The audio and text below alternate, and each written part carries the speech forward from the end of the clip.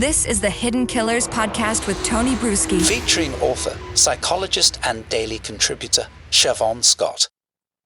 Murder in the morning from the Hidden Killers podcast. It's always interesting when there's a Kohberger hearing. And the recent one that took place late last week is no different. A contentious debate unfolded in Latah County's courtroom as legal representatives clashed over the survey conducted by Bryan Kohberger's defense team. The survey, intended to assess potential juror bias, prompted accusations of breaching non-disclosure agreements and influencing public opinion, which it really pretty much does. It seems like kind of a double-edged sword that Ann Taylor was throwing out here, Stacey, where it felt like, okay, I'm going to say there's this bias, but I'm also going to throw all this stuff into the pool and go, oh, the pool's dirty. How did that happen? Yeah. You know, this is quite the case to be screwing with. Yeah. I mean, this could be one of the biggest murder trials in U.S. history. O.J. Simpson maybe, but you know what I'm getting at. This is a big one. Yeah, in the decade, it's probably one of the biggest. Yes. So to kind of muddy the pool like that is gutsy. And to not see that coming is gutsy. Well, there's a problem here. Well, here's the deal. You muddy the pool. What's the worst that could happen to you? You could be censured. You could be penalized as an attorney. You could be disbarred, even if they view it as being too far. But I think she knew just kind of the line she could go up to without crossing those lines. But enough where you could make an influence. You're going to get scolded. And maybe you'll make enough influence to get done what you want done, which ultimately is to move the trial out of Latah County and out of Moscow, Idaho, into another county. Bryan Kohberger, the 29-year-old suspect charged with first-degree murders for the University of Idaho students in 2022, and his legal counsel faced off against state prosecutors in the heated courtroom session. The crux of the argument revolved around the legality and implications of the survey conducted by Kohberger's defense team. The defense team, represented by Ann Taylor, revealed that they commissioned a survey firm to contact approximately 400 local residents. Keep in mind, this is a population of about like 20-some thousand people, so it's a pretty good chunk. The aim was to gauge the potential for securing an impartial jury, a task they deemed impossible in the town where the tragic murders occurred. Taylor highlighted the necessity of expanding the jury pool and exploring alternative trial venues. Keep in mind, she had no approval to do this. Yeah, and that's the part that upsets me. I would think if you're going to do something of this large scale with a very high-profile trial that hasn't even been set yet, you need to talk to the judge. You need to talk to people in charge and say, here's what I'd like to do. Do I have your approval? Yeah, and clearly she doesn't. Latah County Prosecutor Bill Thompson voiced concerns over the survey's content, claiming it included highly specific questions that could prejudice potential jurors. Thompson cited instances where residents were asked detailed questions about the case, potentially introducing false information that could portray Kohberger negatively. In response, Taylor defended the survey as a common practice in high-profile cases, emphasizing that the questions were crafted based on media coverage and were not intended to inject biased information. I'm sorry, I didn't mean to do that. That's an oxymoron. Isn't that an oxymoron? Isn't that the definition of an oxymoron right there? You're basing it on media coverage, but you're not intended to inject biased information. I'm sorry, but most media coverage on this case is biased information. Exactly. Have you met the media? Have you met us? Have you talked to us? Have you seen what we've talked about? We're very biased. And I'm going to say that right now. We are completely biased. Yep. Why? Because he looks guilty as shit. It's not because we're just like, we hate Bryan Kohberger, that guy that we have no idea who he is. But after looking at all the information, looks pretty fucking guilty. Now, are we biased in other cases? No. I mean, look at Richard Allen. Look at the Delphi case. I'm completely in the middle of the road there. I mean, could he have been the person that did it? Yes. Does the evidence have any sort of semblance that he is? No. No. So, is basing an opinion bias? Maybe, but the thing is, you're talking about media. That's the gray area here. Media coverage. That's such a gray term. There is news coverage, which simply states, here's the facts, here's what's going on. And then there's opinion-based coverage. That's what we do. That's what a lot of you see do on Banfield, on anything. Whatever you're watching that's talking about this case, it's Court biased. TV.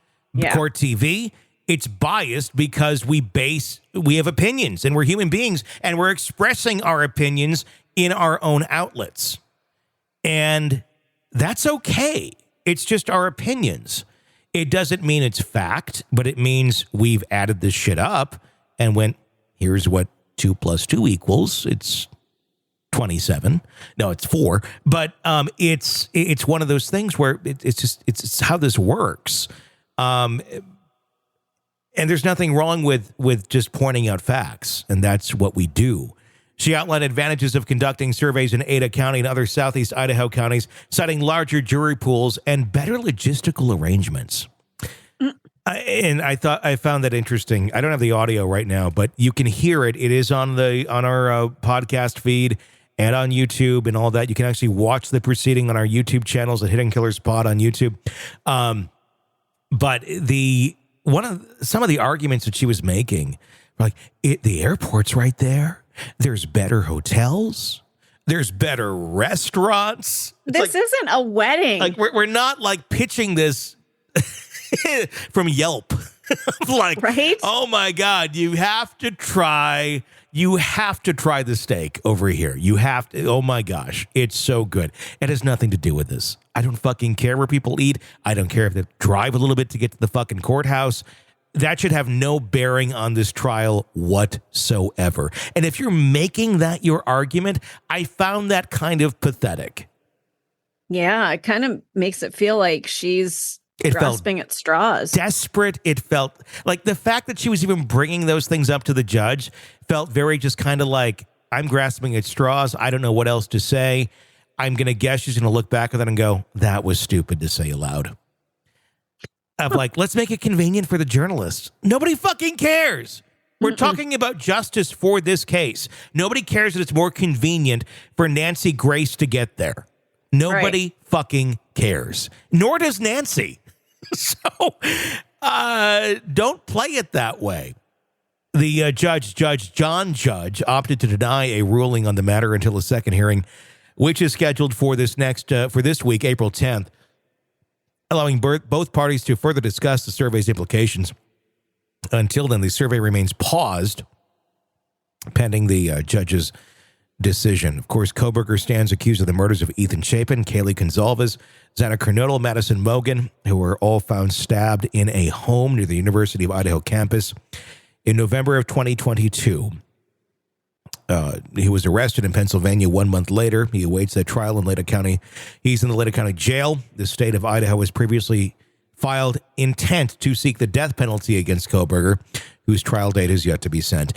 I think at the end of the day, that is her single goal. She is trying to find some way that once this thing does get to trial, all these proceedings, all of these tactics, she can turn to and say, this is reasonable doubt. That's reasonable doubt. Mm-hmm. No, it's really not. But I think that's the ultimate goal here at the end of the day. We still don't have a court date yet. We don't. They're still arguing over that. And that was brought up in this hearing as well today. The tentative idea is summer of next year. Oh, jeez. We will see. Yeah. Next year. Of next year. Yeah. Wow. Which I can only imagine the hell that those families are going through. And watching the tactics of Ann Taylor. I'll give her credit. She's a good defense attorney.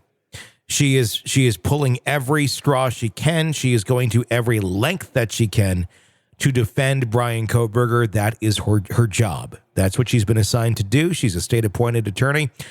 She's a public defender on this, and this is probably the trial of her lifetime. And she's going to do everything she can to try and defend him, whether he's innocent or not. I don't know how anyone looks at this case and goes, he's innocent, with a clear conscience, but her job is to defend him, and that is exactly what she's doing, and she's doing a pretty damn good job. I will say that, although it may look crazy on the outside and just heart-wrenching for those families who lost their young children in that horrible, horrible massacre, but she's doing her job. I can't say if I was Steve Gonzalez, I would be patient with this, or sitting in the background, not wishing ill on her. But it's got to be one hell of a ride to be on. And I do not envy them whatsoever. They just want justice. They want to get to the answer, and they don't want a bunch of fucking games. Well, they want this over with. I mean, this has been going on for so long. How can they heal when this is going on? Well, and that's the thing. The reality is our judicial system is a bunch of fucking games. Want to listen ad-free? Want advanced access to all of our interviews before anyone else? Become a True Crime Today Premium Plus subscriber on Apple Podcasts. You get every episode commercial-free. So you can binge on true crime until you can binge no more. Search True Crime Today Premium Plus on Apple Podcasts now, or go to our podcast page and sign up now. More of the Hidden Killers podcast next.